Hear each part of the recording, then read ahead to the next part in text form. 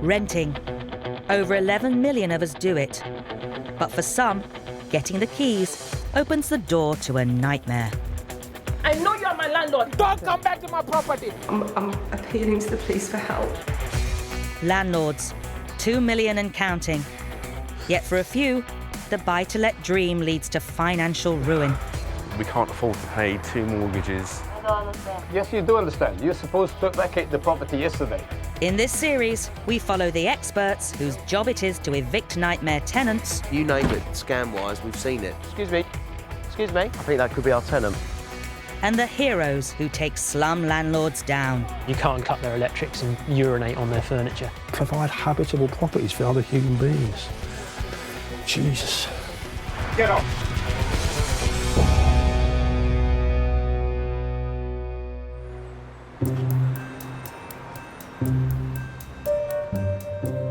With pension shrinking, hanging on to a second property can seem like a secure way to furnish your retirement. Unless, that is, you're landed with tenants who don't pay up.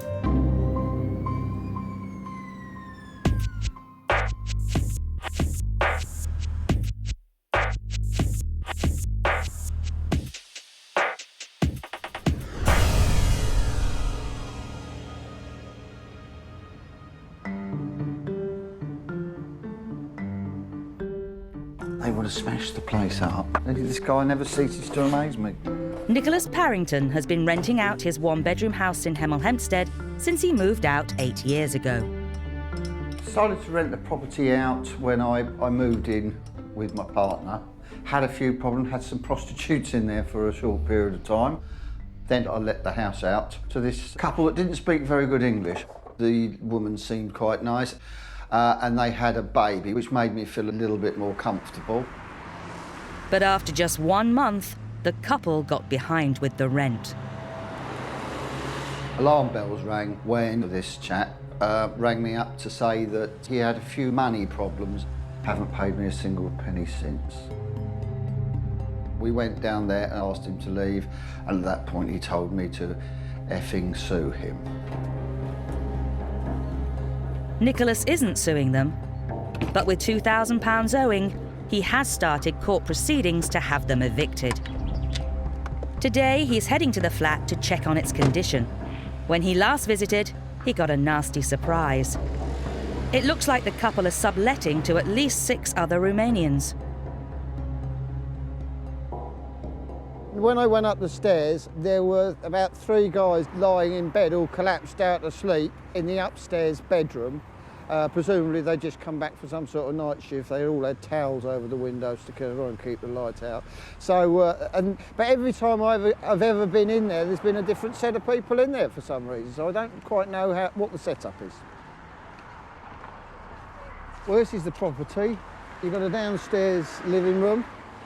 You've got an upstairs bedroom. It may have only 1 bedroom, but Nicholas believes there's a reason his home has been targeted. This is what attracts them. They're paying for a 1-bedroom property, but this is a proper office. There's no toilet in there, but there's a couple of people living in there. And there's a shed at the end of the garden. They wanted the keys, presumably they wanted to fill that with people as well. Making matters worse, the tenants have been causing problems with the neighbours. Police, I believe, have been on average twice a week attending disturbances at the property. They were banging on the door at 11:45 last night. Yeah. Why? What, your door? Yeah, I'm sure Why? it was my... I don't know. So I woke up, went to the side door and looked, and their door was open. They just leave rubbish everywhere. Yeah, I've been told that. They're an absolute nightmare. They knocked on my door to get my internet code. Did they? Yeah, I was like, I'm not giving you my password for that. So... They got so much cheek, it's unbelievable. Oh dear. It's a nightmare situation, unfortunately. Isn't it awful?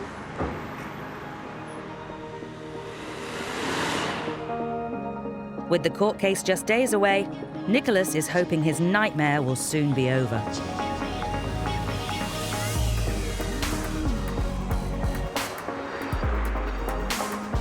Nicholas had no idea his property was being unlawfully crammed full of tenants. Some landlords, however, deliberately pack people in to make extra cash.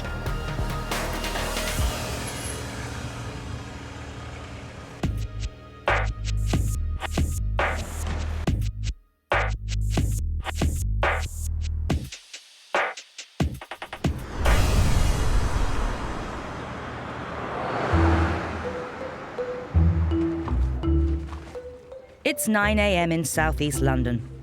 Ben Reeve-Lewis from Lewisham Council's Rogue Landlord team is preparing to raid a number of properties on Deptford High Street. If it goes like last year, I think we'll be finding a lot of people living above properties, crammed into rooms, bunk beds. Last time we found brothels and a casino, found people living in a walk-in freezer. Luckily the freezer was off. Based on police intelligence, they've identified 20 properties which need investigating. The team are looking for slum conditions, overcrowding, and illegal operations like brothels and cannabis farms. My team have got that address. Involving teams from environmental health, planning and local police, the 30-strong operation has been months in the planning. Each team has got their HB list or council tax list. Try Rome, we're going.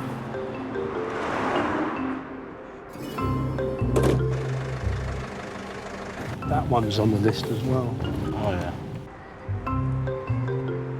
We did that one last year. There was about 36 people living up in there. See that one? So many places above here. The police have had problems with that one. This one here. Reports suggest there may be an illegal sex dungeon in the basement. This is the one. They're all intel-led, yeah, we've got a lot of intelligence about all of them. This is the one, should be still operating, this shop, and it looks like it's just all shut up.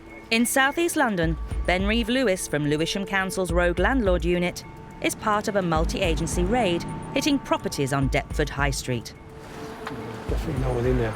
Looks like the entrance is going to be around the back. This is the one then. They've had reports there might be an illegal sex dungeon hidden in this property. Yeah, this one here. Or it could be that. What's behind there? Let's try this first. Is this part of you? This one here? Next door. Hello, mate. I've got to come in. Safety issues, environmental health. Yeah. All right. Do you live here? Yeah. Go on. Take it you ride bikes. This is not about you, but we're interested in the landlords more than anything else. Watch yourself, it's dark, and the bicycles. But instead of a sex dungeon, Ben and his team find a 3-bedroom flat with 4 tenants living there. Yeah. What's up there? Two more bedrooms. 2 more bedrooms? Yeah. Shame, you want to have a look at them? All right, mate, if you want. Yeah. This is the address of the Chinese sex dungeon, but there's a door next door with a big metal cage over it that's all locked up. My suspicion is that's it, because we've come in here, there's no other place to go, apart from up. The door next door to this place, is that ever open, or is it always... Never seen it open. You never see people coming and going from it? No, not that door, no. It's all cleaning stuff and chopping boards and whatnot. Ben wants to inspect the 2 ironclad doors which have aroused his suspicions. Are you saying this one? This one I was talking about? I thought you meant that one. No, I didn't even see that one. Yeah, I've never seen anyone going. You've never seen that one open, no? This is the one we suspect. The kitchen. Oh. I've seen that. I've seen people coming and going, so we've got 2 kitchen entrances. To gain entry to the supposed dungeon, they'll need a warrant. Huh? So they move to the next property on their list. This is the one that we had the intel on. This time, they do have a warrant. This is it. Windows are open. Oh, really? Okay. Let's see what we got.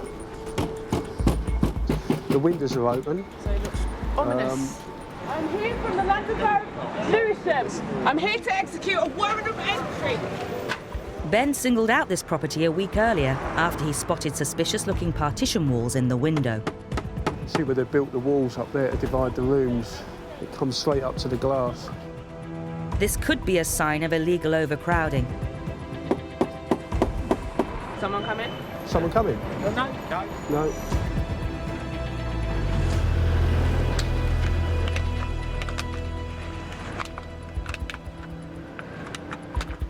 That's quick. Hello, good morning. I'm Miss Angus from the London Borough of Lewisham. We've got a mental health residential. Boys occupied. Good morning. I'm here to execute a warrant. I have power of entry into all rooms. But there's 2 bed spaces. We've got a mattress on the floor. So there's obviously 2 guys in here and an old bed there. This is some sort of stud walling, but it's right down the centre of the window. So they've turned 1 big room into 2 smaller rooms. So there's 2 in there, 2 in there. They discover this 3-bedroom flat has been carved into 5 small bedrooms with 7 single beds and 4 mattresses on the floor. We've got somebody in. Ben needs to find out how many people are living here. Hello. So there's 2 of you in here. We're not here for you. We're back the building, all right, so you can relax. The landlord had previously stated there were just 3 people living here. I found 2, 4, 6, 8, 9 or more. They could be sleeping in shift patterns, who knows? And they do a lot of that now. As soon as you get out of that bed, someone gets in. And depending on how many hours a day you work or how many hours a day you need to sleep will determine how much you pay. It's unfortunate. You pay rent money? How much you pay? £50 maybe. £50? Yeah. Monthly? Are you decent? Why is it only £50? I know it's a small room, but £50 a month. Cheap. Cheap rent? How much rent? 110. 110? Is that a month? Yeah. Okay. Ben has his suspicions about what's really going on. In these cases, often it's they're actually working for the landlord, and that's what they're trying to. And so they get the cheap rent or no rent in return for the work, and that's how they survive.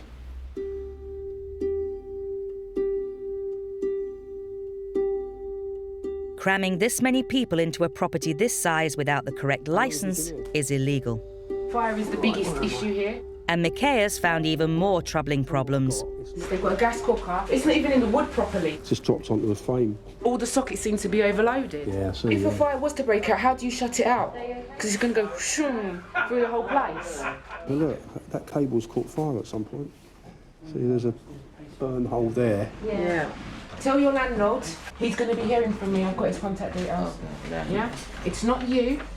It's the unsafe conditions you're living in. He's the landlord, huh? Yeah.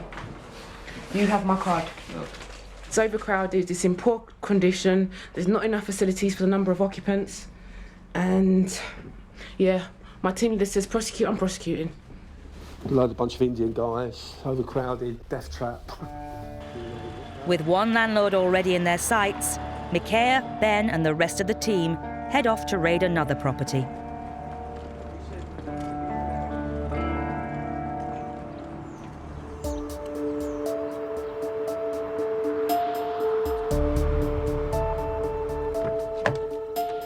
Nicholas Parrington is battling to get his home back from a Romanian couple who not only owe him almost £3,000 in unpaid rent, but seem to be subletting the property to at least 6 other fellow migrants. Nicholas is heading to court to try to get them evicted.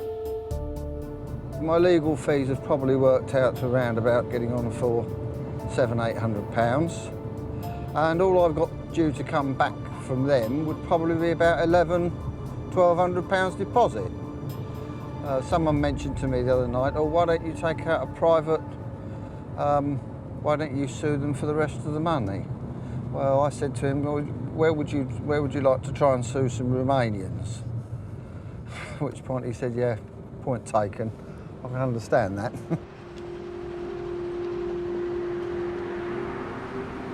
Nicholas doesn't expect his tenants to turn up to court, but he gets a nasty surprise. We're standing in the foyer waiting for the solicitor, and the tenant has just walked in with his girlfriend. I cannot believe the cheek of the man. He's actually turned up. He owes me £3,000 in rent, and he's actually turned up. So this is going to be quite interesting. I would like to actually go over and kick him, really, but unfortunately, I don't think it will go down too well. Very interesting, very interesting. Nicholas and his solicitor present their case in court. Over an hour later, his tenants are out first. To Nicholas and his solicitor Elliot's surprise, it would appear they know how to play the game. First thing he said is that I can't speak English, I'd like an interpreter, meaning that the court would have to be adjourned for anything up to a couple of weeks so they could appoint a court interpreter, which was, I think, quite a nice little ploy, wasn't it?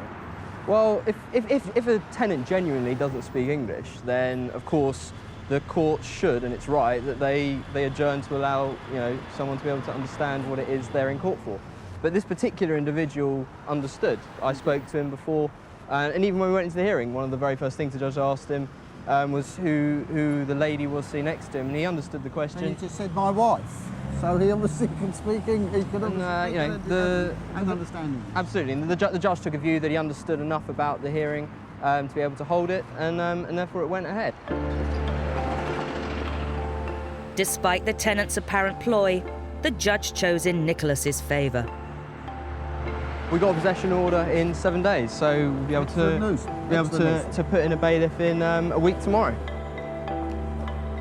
The next step for Nicholas is to get his tenants out of his property. Although if they don't leave within 7 days, he'll have to fork out for bailiffs.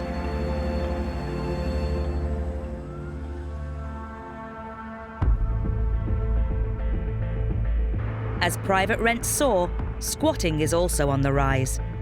Some squatters are genuinely driven by their beliefs and respect the buildings they squat in, but others think nothing of cynically trashing the property.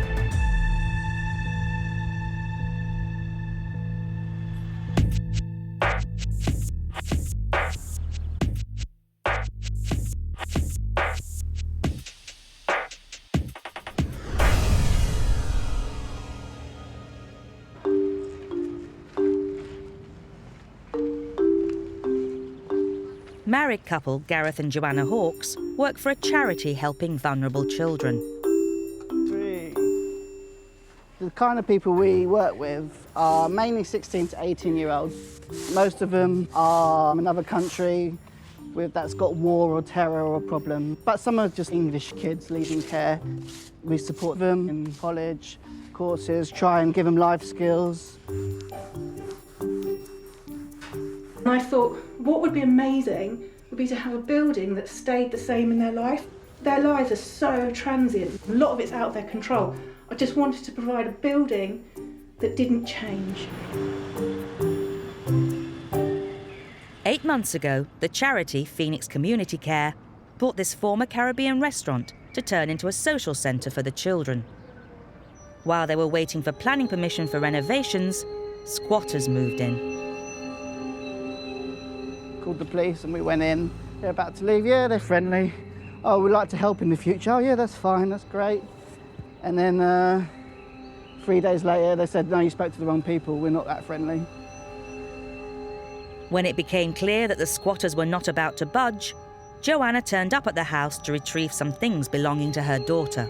And I said, can I have my 8-year-old daughter's bookshelf back? And he got hold of the door and he went, I hate your charity and you're a bitch. And she just shut the door in my face. So then a lady opened the door. I was crying by this point and she just went, boo-hoo, are you crying? Boo-hoo, do you want your bookcase back? They were rude to my wife. They swore. I won't go into it.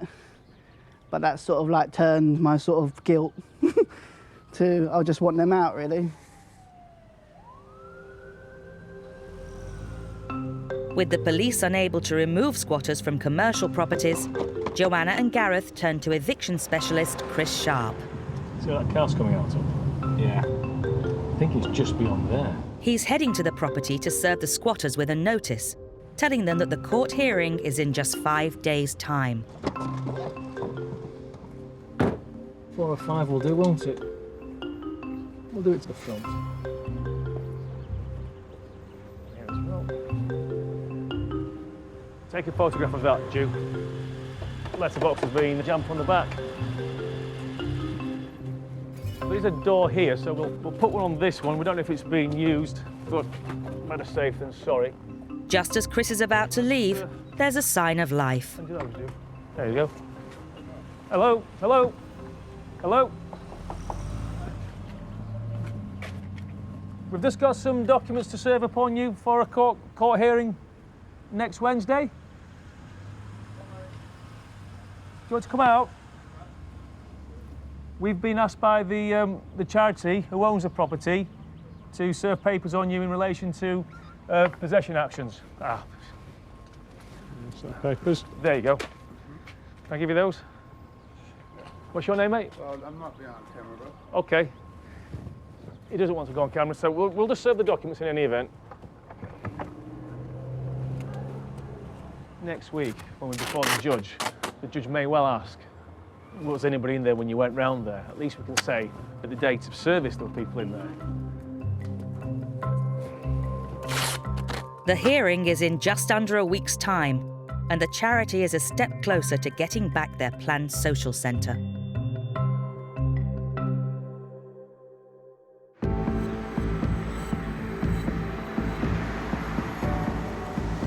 In North London, it is the day of the court hearing when charity Phoenix Community Care will try to get their property back from squatters.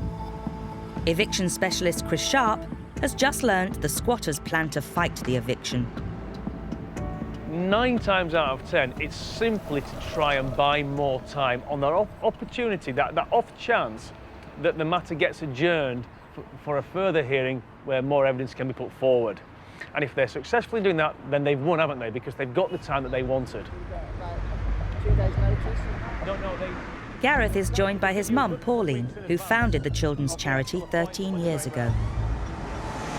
We do actually have a heart for homeless and people, but my feeling is that there's a right way of doing this, and if we all work together, you know, we try to explain that, but perhaps they don't know us, that we're genuine people, but hopefully they'll know that.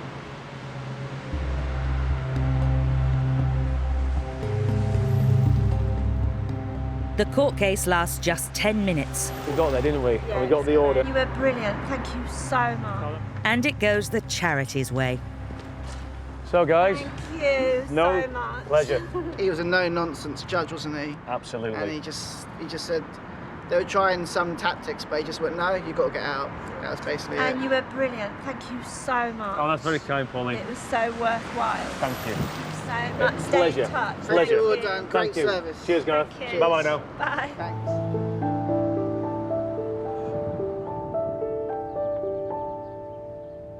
The squatters have been ordered to clear out the charity's premises in 7 days' time. Chris is taking no chances and delivers the eviction date to them in person. Hello? Hello? Hello?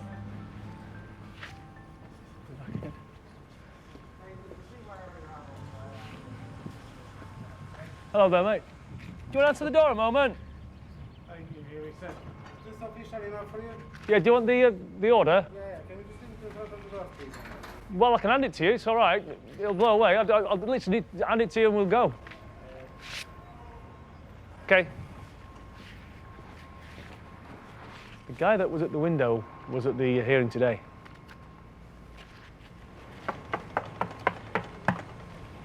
I don't think they're going to answer the door. Don't think there's any point leaving it here because he did ask me to leave it, but let's see if it'll go under. Served. We can just go away now and wait and see what they do. Hopefully they'll leave, and if they don't leave, we'll simply have to wait for the bailiffs.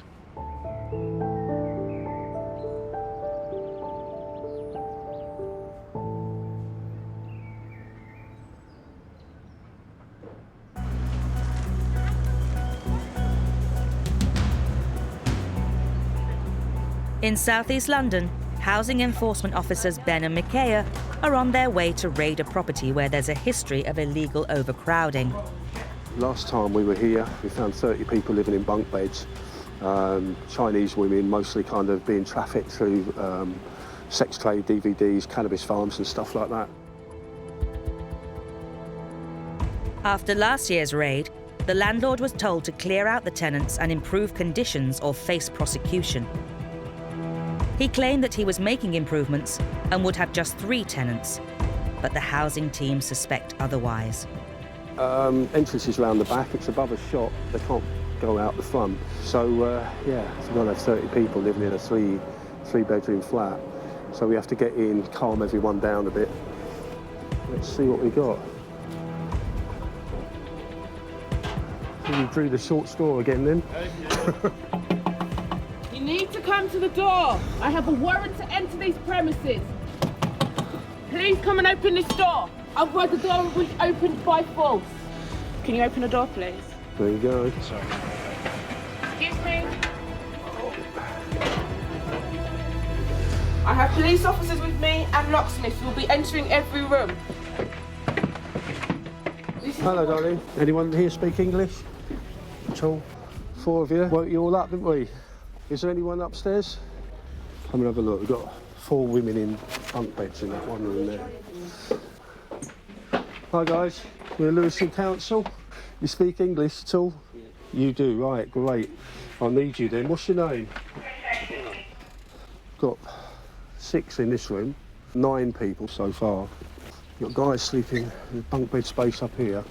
So we cleared this place out before, but no, it's just rammed up again. There's another one in there. I'll get the locksmiths and we'll get into here. So this guy's living in this space under the eaves. And what they've done is put stud walling in here, up half of it. So there's another unit in there. He's doing a slipping the lock on the door there. Hey!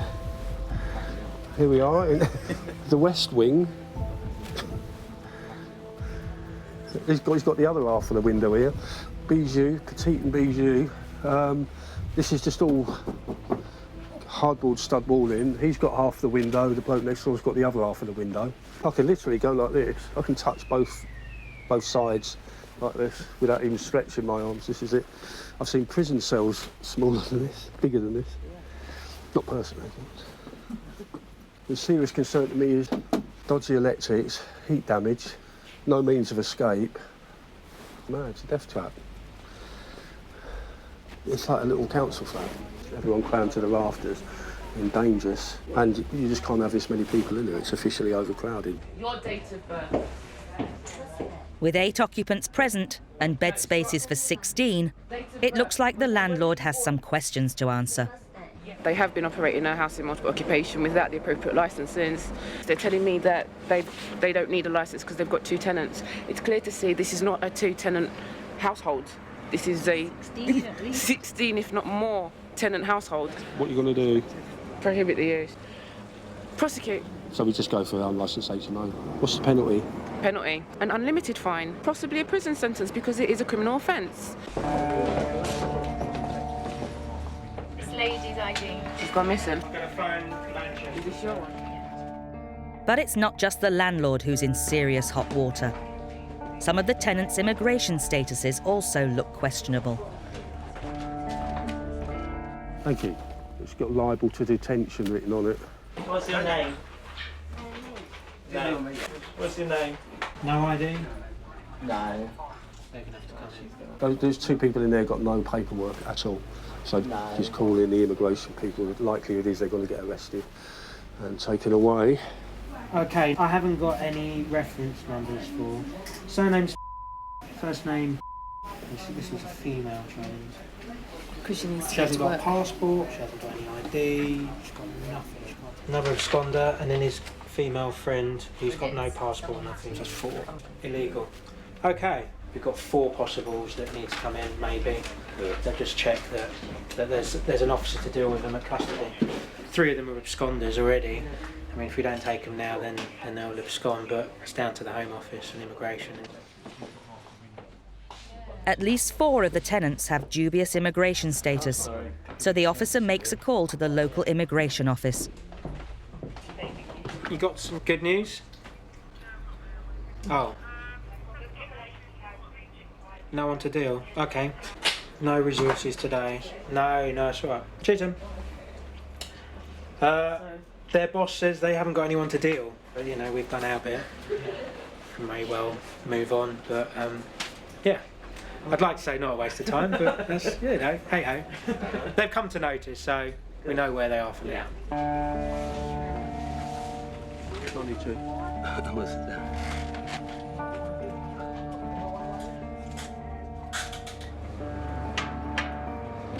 everybody out? They're all. There's no one to arrest. 3 absconders. I think the 4th illegal. But they've phoned up the police station, UKBA, and there's nobody around to do anything about it. So they've just got to leave them here and promise to turn themselves in. This is about as good as it's going to get. They'll pass the intelligence on, but there you go. Cups. I've got an email. It's been a productive day for Lewisham's rogue landlord team. The raid has unearthed a mass of issues, which is likely to spell big problems for 2 landlords. That was successful for us, really. Yep, I've got electrical issues, adding to the fire safety. Number of occupants. Unlicensed HMOs, shitty conditions, overcrowding. No fire safety, there's no fire safety. No fire safety, trip hazards. Blatant disregard for legislation that's been in place since 2006. Pleading ignorance is irrelevant. I'm not interested anymore.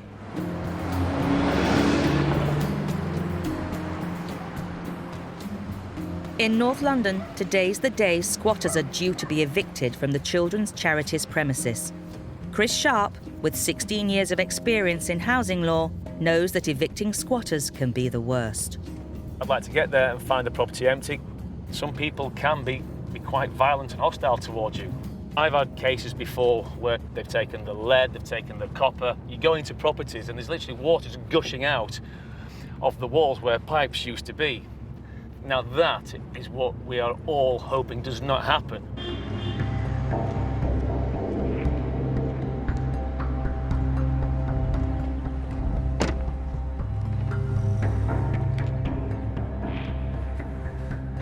That wasn't like that before, was it?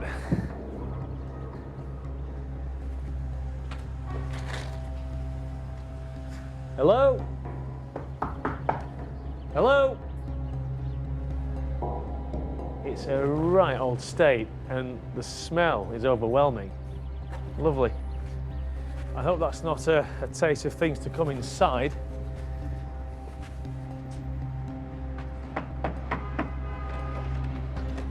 That's locked up, this one as well. No signs of life.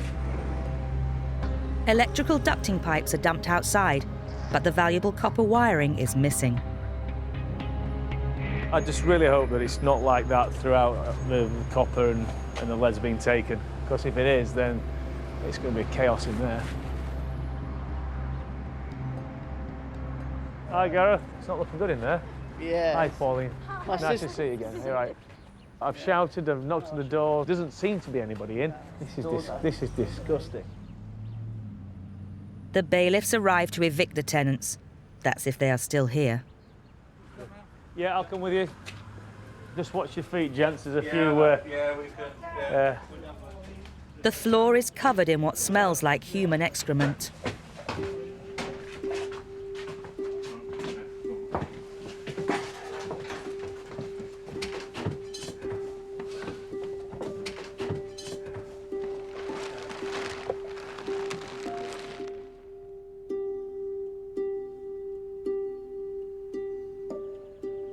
The good news is the squatters have gone, and the bailiffs can hand over possession to the charity. The property's now yours officially, okay? Pauline, it's now yours again. Okay. But they appear to have willfully wrecked the property. Yeah, be careful, there's something on the floor down there.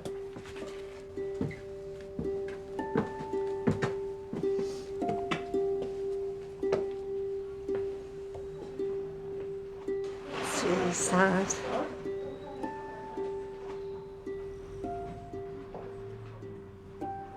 It was really cared for in as much as we could. We used to be in here and it was really, they spent hours cleaning, painting, making it good. Yeah. It's just trashed.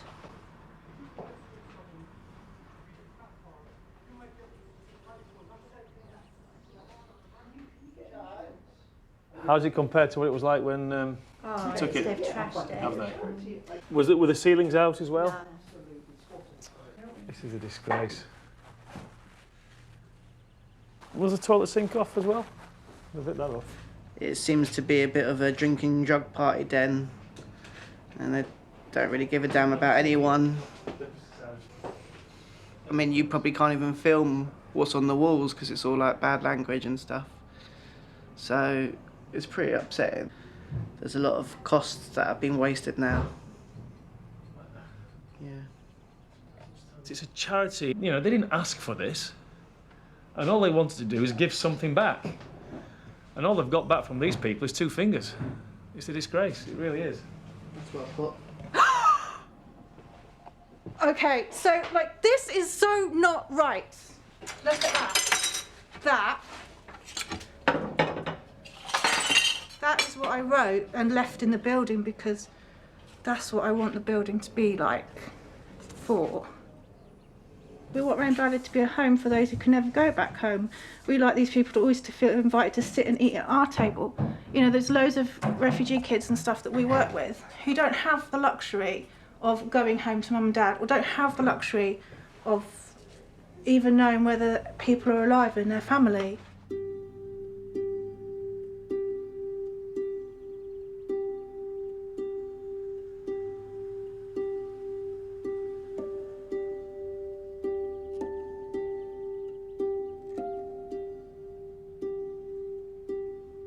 We're going to board it up our locksmiths here, and when we're calm, we've got over the emotion, sit down and make a plan. Over 18 months we have vision of doing the building up, 3 floors, which we've got planning permission, thank you Haringey. But we won't do anything in haste, we'll be wise, because we've just got to move forward. But we will do it.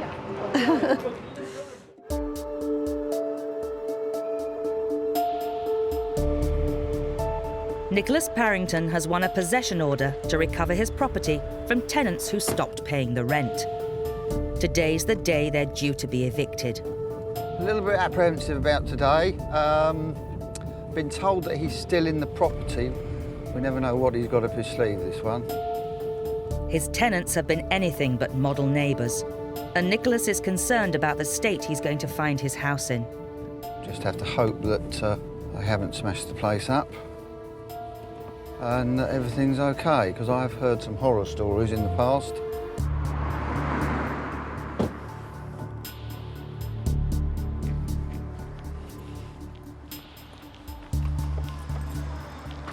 Still got a bed in there.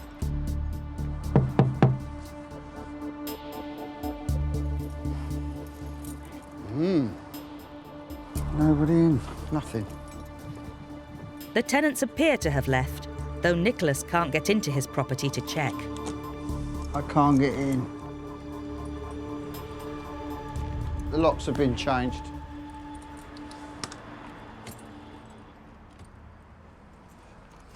God almighty, nightmare, isn't it?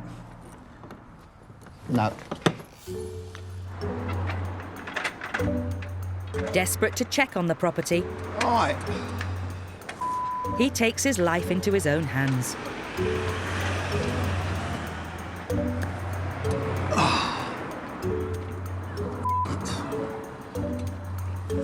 There's beds, there's aftershave. Mainly interested about the way they've left the property. Whether they've damaged everything. But so far it looks all right.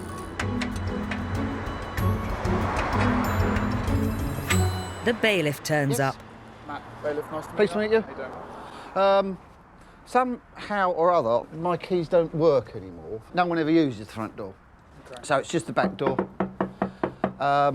So I think we'll have to let the locksmith. I had a look through the letterbox. There's nothing in the front room. Okay, I'm just gonna have a knock on the front door. Yeah, okay. It appears the tenants have left and locked Nicholas out as a parting gesture. Hello? But a phone call from the police suggests there may be even more serious reasons for their sharp exit. Oh, right. Is he in custody or? Right. Okay, thank you, bye-bye. Well, it appears our tenant has been arrested. Don't know what for. Obviously, the police won't tell me. Don't think so. These are generally unsavoury sort of bloke, really, isn't he? Who was that that called you? Was it the police? That was the police. They're on their way. They'll be here in 10 minutes. Oh, right, okay. So they obviously want to have a quick look inside, see if there's any evidence or anything like that. So. Obviously, in that case, when we go inside, don't touch anything. No. In fact, if you don't mind, until the police show up, if you allow me entry, just to make sure the place is safe. Not only is Nicholas locked out of his house, it's now potentially a crime scene. Oh, here he is, Mr. Locksmith. The locksmith arrives, but he has more bad news for Nicholas. Try this one, it might be some time, mate, because it's a British standard cylinder on and they're made. Not to get in? Not to get in, exactly, yeah. Okay, I'll crack one and get it sorted. Wouldn't be a cheap lock, would it? The locksmith is using every bit of kit in his toolbox and every trick up his sleeve. Don't want you getting back in your house, does he? Oh, doesn't he? What was he done? Try security locks on your doors and whatever. Has he? He's a bastard, this bloke. Yeah, everything all right. Just waiting to get in the bloody place to see if there's any damage been done, that's all. Have you spoken to the neighbours at all? They've rang me on an occasion and asked me when. The police have arrived, keen to search the house. I mean, they've been run ragged, the poor buggers, you know. But they'll need to get in first. Can't we dynamite it? It's causing a bit of a stir in the neighbourhood. They've changed the locks and they put very, very good ones on them. Obviously didn't want people to come in. They might have to break the glass, but we're going to have to ring. We're in. Ah, we're in. Hooray! Police! That wasn't easy, was it? Certainly wasn't. It's taken nearly half an hour for the locksmith to break in, and there's a queue of people keen to inspect the property. But it only takes seconds to get into the outbuilding. Brilliant. Not too bad, really. They haven't smashed it up. The police gather their evidence, leaving Nicholas free to finally check his property. Dirty bastards. Right, toilet's broken. And there's one final surprise for the landlord.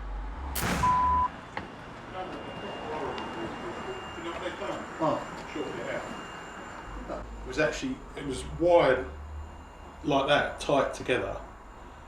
So it's not as if like it is inside the cable. It was left effectively as a trap, so that as you pulled that thing down like I did, the two wires shorted together because they'd been stripped, and it was always going to go bang, which is not very nice, really. That's like a booby-trapped almost. After 5 months of stress and worry, a booby-trapped house that might also be a crime scene, endless complaints from his long-suffering neighbours, and losing over £4,000 worth of rent, Nicholas Parrington's nightmare is finally over. Good result today. I'm quite happy. No major damage done. Hey. It's nice being a landlord when you've got a good tenant. It's a nightmare being a landlord if you've got a bad one. Hopefully, at last, we can put it all behind us.